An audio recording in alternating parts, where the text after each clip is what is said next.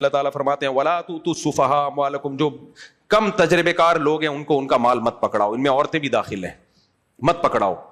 عورتوں سے مراد جو کم عمر بچیاں ہیں، 16 سال 17 سال کی کم عمر، ان کو مت پکڑاؤ. کیوں؟ اس لیے کہ اللہ کو پتا ہے کہ دوسرے کھا جائیں گے ان کا مال. لیکن کیا کرو؟ اللہ کہتے ہیں ان کی بنیادی ضرورتیں اس سے پوری کرتے رہو، بنیادی ضرورتیں، لیکن ان کو بتاتے رہو. قولوا لهم قولا معروفا، بتاتے رہو تمہارا اتنا پیسہ ہمارے پاس، یا گولڈ کی شکل میں، پیسہ کی شکل میں نہیں رکھیں، اس کی وراثت بتا دیں. اپنی بہن کو بڑا بھائی بتا دیں تمہاری اتنی وراثت یہ اس لاکر میں رکھی ہوئی ہے، جب تم سمجھدار ہو جاؤ گی یا تمہاری شادی ہو جائے گی، جب سمجھداری کے جو انتہائی عمر ہے امام ابو حنیفہ کے نزدیک وہ 25 سال ہے، 25 سال کی جب تم ہو جاؤ گی تو یہ گولڈ میں تمہارے حوالے کر دوں گا. اس کو خود سے بتاؤ. آج بتاتا ہے خود سے؟ کوئی پوچھے تو غصہ آنے لگتا ہے. وہ بہن اگر پوچھ رہے نا بھائی ابا کی وراثت کا کیا ہوا، کیا مجھے چور سمجھا ہوا ہے، میں وراثت کھاؤں گا؟ دے دیں گے نا، بھاگی جا رہی ہے کیا؟ بھائی جس کا پیسہ ہے آپ نے خود اس کو ایکسپلین کرنا ہے. دیکھو تمہارا اتنا پیسہ ہے اس لاکر میں رکھا ہوا ہے، ابھی تمہیں اس لیے نہیں دے رہا کہ تمہیں دوسرے بے وقوف بنا کے تم سے یہ کاروبار کے نام پہ نہ چھوڑ لیں گے، لیکن یہ تمہارا رکھا ہوا ہے. یہ ہے، بار بار دوسروں کو بھی بتا دو. تو جس کا پیسہ ہے اس کو خود بتانا پڑتا ہے. اس سے بھی پتا چلا کہ آپ نے مکان کا کرایہ مالک مکان کو دینا ہے، آپ کا ایگریمنٹ ہوا تھا 5 تاریخ تک دے دوں گا، 5 تاریخ کو اگر نہیں دیا تو اس کا فون نہیں آنا چاہیے. آپ کے ذمہ آپ فون کریں کہ بھائی 5 کو میں نے دینا تھا لیکن کسی وجہ سے میں لیٹ ہو گیا ہوں. یہ ہوتا ہے ہماری سوسائٹی میں. وہ خود پیچھے پڑ کے عذاب بنا دو گے، اس کو زندگی عذاب بن جائے گی. تو اس لیے اللہ نے فرمایا یتیم کو بتاتے رہو تمہارا اتنا پیسہ، یہ دکان طارق روڈ پہ تمہاری ہے، ہماری نہیں ہے، اس کا کرایہ جمع ہو رہا ہے. بیٹا جب تم 25 سال کے ہو جاؤ گے تھوڑا تمہیں سمجھداری آ جائے گی، تم دیکھ لو گے نا لوگوں کو ٹوپیاں کراتے ہوئے اور ٹوپیاں ہوتے ہوئے، تو پھر ہم تمہیں دیں گے. اور پھر 25 سال کے بعد ہینڈ اوور کرنا بھی لازم ہے، اس کے بعد تاخیر جائز نہیں ہے. یہ امام حنیفہ نے قید اس لیے لگائی ہے کہ اس کا بھی امکان تھا کہ لوگ اس بیس پہ پیسہ رکھ لیتے کہ تم سمجھدار نہیں ہو، اور پھر 50 سال تک کہتے رہتے تم سمجھدار نہیں ہو. تو وہ کہتے ہیں سمجھداری کی انتہائی مدت 25 سال ہے. 25 سال میں بھی اگر کوئی سمجھدار نہیں ہوا تو اب سمجھدار ہونے کے چانسز نہیں ہے. لہذا اس کا مال پھر کسی بیس پہ آپ ضبط نہیں کر سکتے، پھر اس کے حوالے کرو. ضائع کرنا ہوگا خود ہی کرے گا. آپ زیادہ فنٹر بننے کی کوشش بولو مت کرو، اب اس کے حوالے کر دو. کیونکہ میں نے یہ بھی دیکھا ہے بڑا بھائی 28 سال کے لڑکے کو بھی حوالے نہیں کر رہا ہوتا. 28 سال کا بھائی ہو گیا، نہیں بھائی تم اب بچے ہو ابھی. بھائی وہ بچہ ہے، بڑا ہے، اس کا پیسہ ہینڈ اوور کرو اس کے، وہ اپنا خود ذمہ دار ہے، اپنا ضائع کر دے گا کوئی بات نہیں، گناہگار ہوگا. تمہیں اجازت نہیں ہے کہ لاکر میں اس کا مال لے کے رکھ دو. یہ سارے حکام اللہ نے آج بیان کیے. اللہ تعالیٰ فرماتے ہیں وَابْتَلُوا الْيَتَامَىٰ حَتَّىٰ إِذَا بَلَغُوا النِّكَاحَ، پھر یتیم کو جانچتے رہو یہاں تک کہ جب وہ نکاح کی عمر کو پہنچ جائے. تو پتہ چلا بالغ ہوتے ہی نکاح کی عمر تو شروع ہو گئی، پیسوں کی عمر ابھی شروع نہیں ہے. پیسوں کی عمر کب ہے؟ آخری مدت 25 سال. تو اس سے پتہ چلتا ہے کہ خرید و فروخت کے معاملے میں سمجھداری کی عمر کچھ اور ہے، شادی کے معاملے میں سمجھداری کی عمر کچھ اور. شادی کے معاملے میں سمجھداری کی عمر بالغ ہوتے ہی. اور اسلام میں بالغ لڑکا کسے کہتے ہیں؟ جب اس کو فرسٹ ٹائم احتلام ہو، نائٹ فال جسے کہا جاتا ہے، وہ بالغ ہو گیا. اور لڑکی جب اس کو مینسز آنا شروع، تو بالغ ہوتے ہی نکاح کی عمر ہو گئی. کیوں بھائی؟ سوال پیدا ہوتا ہے کہ اللہ تعالیٰ نے مالی معاملات میں سمجھداری کی عمر ایک الگ رکھی ہے اور نکاح کی عمر اللہ نے کچھ اور رکھی. دونوں میں فرق کیا ہے؟ فرق یہ ہے کہ بالغ ہوتے ہی عورت کی طلب اور عورت سے ملاقات آپ کی جسمانی ضرورت بن جاتی ہے. جیسے بھوک کے وقت روٹی جسمانی ضرورت ہے یا نہیں ہے؟ اس کے لیے سمجھدار ہونا ضروری نہیں. آ رہی سمجھ میں؟ رہنے تو میں جا رہا ہوں. تم لوگ جملہ کنپلیٹ کیا کرو میرے بھائی. دیکھو جب بھوک لگتی ہے تو بچہ سمجھدار ہو یا نہ ہو روٹی کھلانی ہے اس کو، باڈی کی ریکوائرمنٹ ہے. تو لڑکی جب بالغ ہو گئی تو اس کی زندگی میں شوہر کا ہونا اس کی باڈی کی ریکوائرمنٹ ہے. لڑکا جب بالغ ہو گیا اس کی زندگی میں بیوی کا ہونا اس کی باڈی کی ریکوائرمنٹ ہے.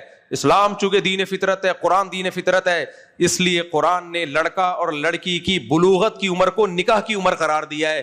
مالی معاملات میں متولی بننا اور مالی معاملات میں سارا ان پر اعتماد کرنا، سمجھدار ہونا، اس کی عمر نہیں قرار دیا. سمجھ میں آ رہی ہے بات؟ تو یہ فرق ہے, اور آج کی سوسائٹی میں یہ فرق ختم کر دیا. اس لیے بلوغت کی عمر قرآن کی نظر میں, اور یہ کمبخت قانون بنا رہے 18 سال سے پہلے لڑکی کی شادی نہیں ہو سکتی. بنانے دو, اپنا مذاق خود ہی اڑواتے ہیں, کیا خیال ہے؟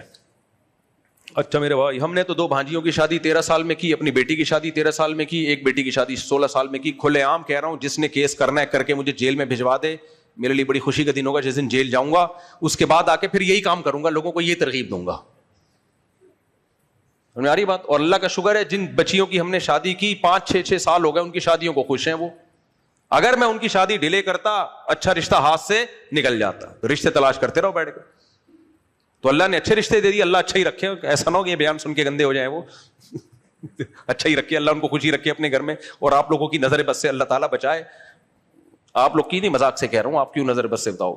تو بھائی ہم تھوڑی پاگل ہیں جو ان بے وقوفوں کی وجہ سے اپنے نظام کو اتنا پیارا سسٹم. ہاں 13 سال کی عمر میں لڑکی کا اچھا رشتہ نہ ملے پھر نہیں کرو. 13 سال کا مطلب یہ نہیں کہ جو آڑا ترشا آ رہا ہے بس پکڑا دی, نہیں آ رہا تو بھائی 40 سال میں بھی نہیں کرو. لڑکی کی شادی ہمیشہ کفو میں ہوگی, اس سے بہتر یا اس کے برابر میں ہوگی. اس کے بہتر یا برابر ہے تو کرو, نہیں ہے تو 40 سال میں بھی نہیں کرو. غلط جگہ شادی کرنے سے بہتر ہے بٹھا کے رکھو اس کو. سمجھتے ہو کہ نہیں سمجھتے؟ آگے چلو میرے بھائی. اللہ تعالیٰ فرماتے ہیں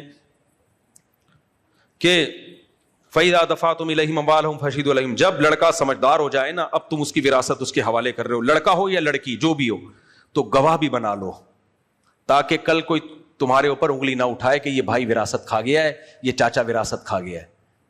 کتنی قرآن میں تاکید ہے یا نہیں ہے؟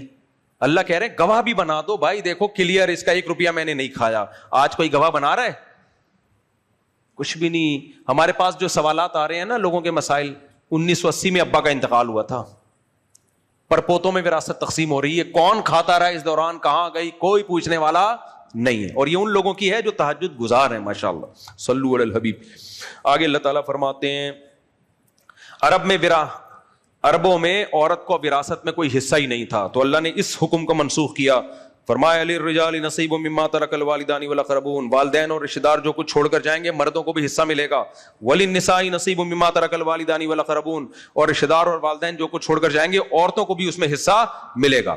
یہاں ایک سوال پیدا ہوتا ہے, اسلام نے عورت پر یہ احسان کیا کہ اس کو وراثت دی, لیکن آدھی کیوں دی؟ سوال پیدا ہوتا ہے کہ نہیں ہوتا؟ آج ہمارے جو لبرل لوگ ہیں نا, کمبخت, ان کے ہاں قانون یہ ہے کہ باپ مرے گا تو سارا گورنمنٹ کا ہے.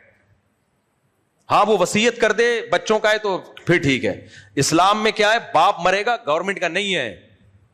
اگر وہ وصیت کر کے گیا تھا نا اولاد کو نہیں ملے, پھر بھی اولاد کو ملے گا, اس میں بیٹی بھی اور بیٹا بھی. لبرل اور جو سیکولر لوگ ہیں ان کے ہاں باپ بیٹی کو وراثت سے محروم کر سکتا ہے. اسلام میں باپ اپنی بیٹی کو وراثت سے محروم نہیں کر سکتا. تو بتاؤ اسلام میں عورت کا حق زیادہ ہوا, یہ جو صبح شام کمبخت اسلام کے خلاف چیختے ہیں ان کے حق زیادہ ہوا؟ بولو نا. رہا یہ مسئلہ کہ اسلام نے آدھی وراثت دی ہے بیٹی کو. اب میں اس کو کئی بار مثال سے ایکسپلین کر چکا ہوں. ایک باپ نے 3 کروڑ روپے چھوڑے, اس کا ایک بیٹا جمشید, بیٹی جمشیدہ, آسانی کے لیے ہم ہاں لگا دیتے ہیں تاکہ نام میں مشکل نہ ہو. جمشید کو ملیں گے 2 کروڑ, جمشیدہ کو ملے گا 1 کروڑ. آئی بات سمجھ میں؟ اب دیکھو جمشیدہ پر کوئی ذمہ داری نہیں ہے مالی. جمشید کی جب شادی ہوگی محمودہ سے, جس محمودہ کو اپنے باپ سے 1 کروڑ ملا تھا, جمشید کی شادی کس سے ہو رہی ہے؟ محمودہ سے. محمودہ کو اپنے ابا سے کتنا ملا تھا؟ 1 کروڑ, اور اس کے بھائی کو ملا تھا 2 کروڑ. اب محمودہ کو ملا 1 کروڑ. جمشید کی جب شادی ہوگی مہر کا خرچہ کس پر ہوگا؟ جمشید پر. محمودہ پر ہوگا؟ نہیں. ولیمے کا خرچہ کس پر ہوگا؟ بارات تو ہے ہی نہیں نا اسلام میں. جمشید پر. محمودہ پر ہوگا؟ نہیں. بچے پیدا ہوئے ڈلیوری کا خرچہ کس پہ ہوگا؟ جمشید پر. محمودہ بچے پیدا کر رہی ہے اپنے, لیکن اس پہ خرچہ نہیں ہے. بچوں کی تعلیم اور بیماریاں اور خوراک وہ سارا خرچہ محمودہ پر ہے یا جمشید پر ہے؟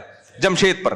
پھر آگے بچیوں کی شادی کی ذمہ داریاں, پھر آگے بیٹوں کو پڑھانا وغیرہ وغیرہ وغیرہ. گیس بجلی کا بل جمشید پر ہے محمودہ پر ہے؟ جمشید پر. بل, گیس کا بل, بجلی کا بل, سلنڈر ختم ہو گیا, بار بار میں جو اپنے پھٹی ہیں وہ بتانا شروع کر رہا ہوں. اب بار بار ہمارے علاقے میں گیس نہیں آ رہی, بار بار سلنڈر تبدیل, بھیجنا خادم کو یہ سلنڈر لے کے جا, وہ والا سلنڈر اس گھر میں, یہ اتنے سارے. ہم لوگ سلنڈر کا میں سوچ رہا ہوں اپنا بزنس شروع کر دوں. یہ سارے خرچے جمشید پر ہیں یا محمودہ پر؟ محمودہ مرے گی 1 کروڑ اس کے پاس ویسے کے ویسے رہیں گے, اور جمشید جب مرے گا کہنے کو تو 2 کروڑ دیے, خرچے 10 کروڑ کے ڈال دیے اس کے اوپر. نہیں یار, میرا خیال ہے بات تو فیور کس کو دے رہا ہے اسلام, جمشید کو یا محمودہ کو؟ محمودہ پیڑے کھانے کے علاوہ اس کا کوئی کام بولو.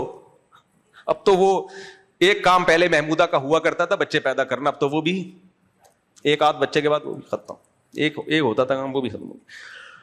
چلو خیر, اب وہ کیا رونا روئے آدمی بیٹھ کے, حلالی پن لگا کے رکھا ہوا. آگے چلتے ہیں ہم. اللہ تعالیٰ فرماتے ہیں نصیبا مفروضہ, اور یہ حصے بھی ہم نے متعین کر دیے ہیں, یعنی بیٹے اور بیٹی کو جو باپ سے ملے گا اس میں بھی تمہیں کانٹ چھانٹ کی اجازت نہیں ہے, کیونکہ اس میں اس بات کا امکان تھا کہ اللہ نے جب یہ کہا کہ بیٹی کو بھی ملے گا بیٹے کو بھی, تو کچھ 2 نمبر میں لوگ کرتے ہیں, بیٹی کو 5 روپے پکڑا دیے, چل تجھے مل گیا نا, بس قرآن کے مطابق عمل ہو گیا. نہ اللہ کہتے ہیں نصیبا مفروضہ, وہ حصے میں نے بیان کر دیے ہیں, اسی کے حساب سے ملے گا.